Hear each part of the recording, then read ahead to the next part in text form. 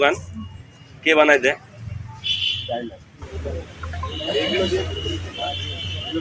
এগুলো তো ইয়ে বাস ওইটাগুলো নিয়ে আসছে, এর আগে মামলা হয় না? পাশাপাশি নিয়ে আসে মাছগুলো এই জায়গায় খেয়েছে সিঁড়ির পর থই কেউ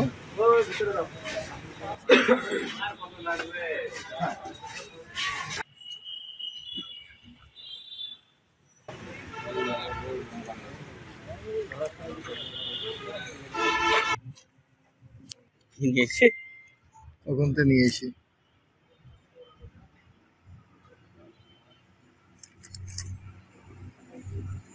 মাথা উপরে সবাই।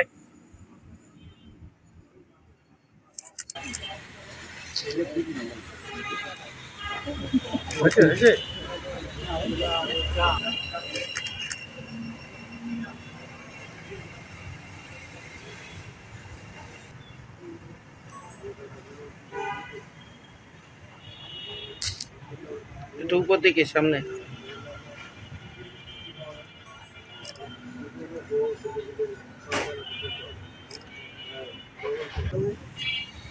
দাদা ককটেল বানাইতে শিখছেন কার কাছে?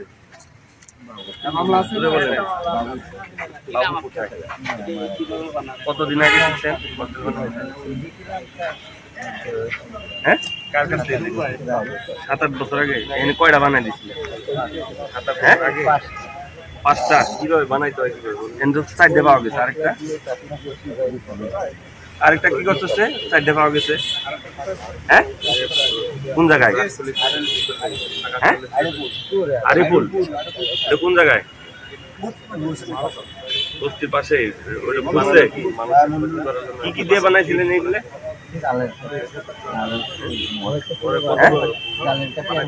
কি কি মশলা কি কি ছিল? হ্যাঁ, কিরকম? ওই লালটা ওই যেটা। এই যে এইগুলো নিয়ে মশলা কোথা থেকে নিয়েছে? হ্যাঁ, বেনাপুল। কার কাছে বানাইতে বলছিল কি?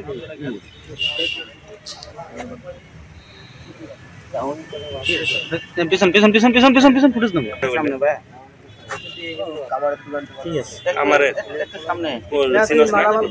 আপনারা জানেন যে গত কয়েকদিন যাবৎ খোলাডাঙ্গা এবং ওই কৃষ্ণবাটি এলাকায় বোম ব্লাস্টের রাত্রেবেলায় সংবাদ পাওয়া যায় ককটেল বিস্ফোরণে।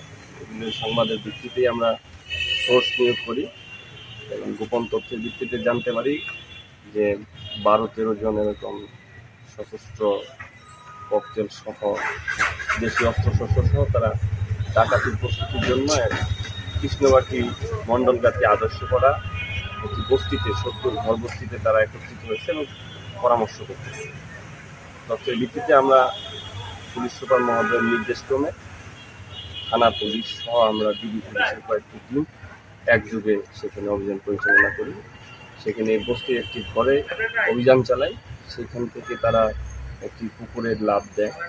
সেখান থেকে একজন সহ 2জনকে আমরা আটক করি হাতে নাতে। তাদের হেফাজত থেকে 2টি চাকু এবং ঘরের ভিতর থেকে 6টি ধারালো দেশীয় অস্ত্র, 4টি ককটেল এবং বোমা তৈরির যে সরঞ্জাম সেগুলো উদ্ধার করতে সক্ষম হয় এবং ইয়াবার সেবকের সরঞ্জাম এবং পলাতক যারা আসামি তাদেরকে গ্রেপ্তার অভিযান পরিচালনা করি। সর্বমোট আমরা 4 জনকে গ্রেপ্তার করতে সক্ষম হই, যাদের মধ্যে একজন অনেকদিন ধরে ককটেল বানায় থাকে, তাকে আমরা গ্রেপ্তার করতে সক্ষম হয়েছি। তাদের বিরুদ্ধে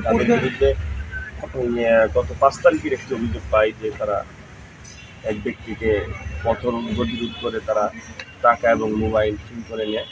এই অভিযোগের ভিত্তিতে পৃথক একটি মামলা হয়েছে এবং উদ্ধার সংক্রান্ত তাদের বিরুদ্ধে একটি পৃথক মামলা হয়েছে। যারা আটক হলো তারা আসলে যশোরে একটা সময় কিশোর গ্যাংয়ে খুব তৎপরতা ছিল, আমরা নতুন করে দেখছি কিশোর গ্যাংয়ের তৎপরতা আবার বাড়ছে।